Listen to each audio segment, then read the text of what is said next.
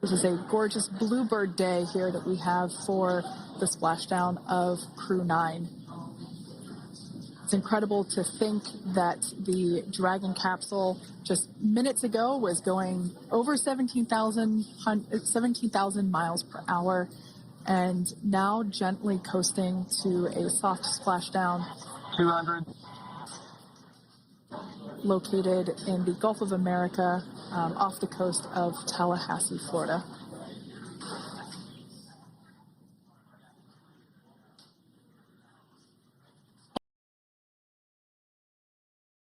And splashdown, Crew 9 back on Earth.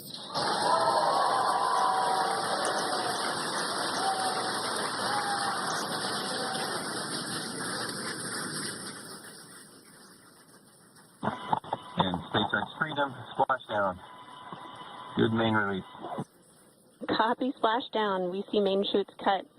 Nick, Alex, Butch, Sunny, on behalf of SpaceX, welcome home.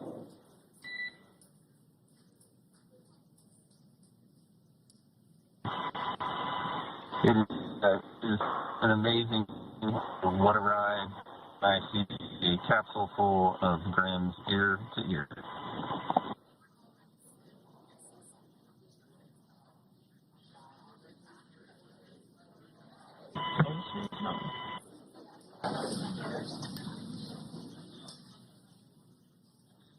And as you can see on your screen, we have visual confirmation of splashdown.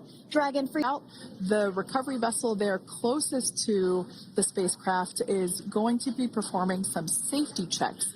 We can see there they're using an instrument that is basically working to detect if there are any hypergolic vapors or fumes that are still residing in and or around the Draco thruster nozzles or outlets.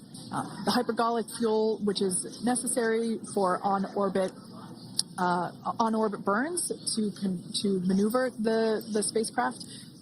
Unfortunately, those hypergolics are unable to be breathed. They are toxic, and so this team here is doing those initial safety checks to make sure that it is safe for the rest of the recovery team to approach the spacecraft.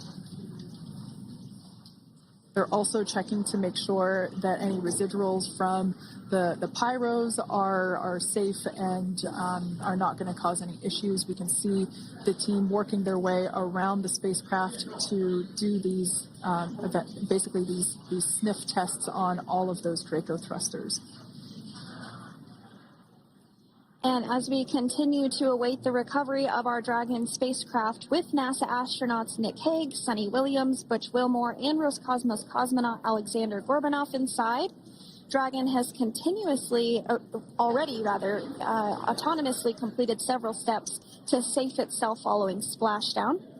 We are continuing to see Dragon in what is known as stable 1 configuration. That's kind of the ideal configuration following splashdown. It's upright, and the Dragon capsule's in the right configuration for it to be hoisted into the recovery vessel Megan, which you do see a little ways off in your screen approaching.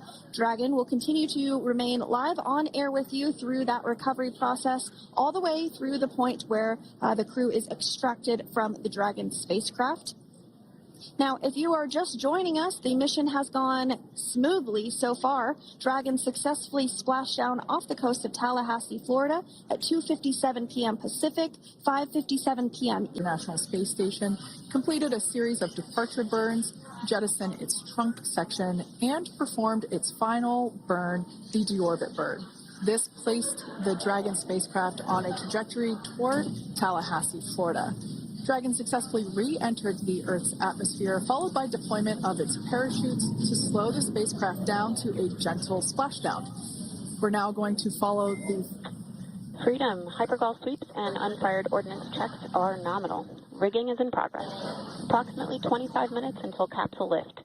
Stand by for PMC with SpaceX flight surgeon.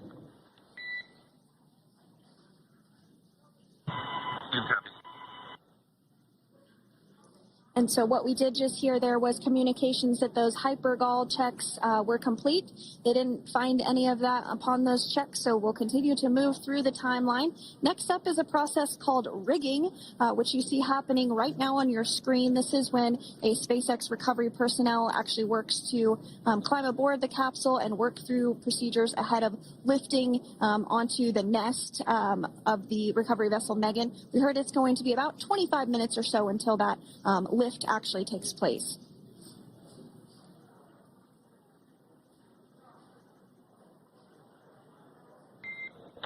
Okay, Freedom, the next call will be from the SpaceX flight surgeon on Dragon to Ground Private.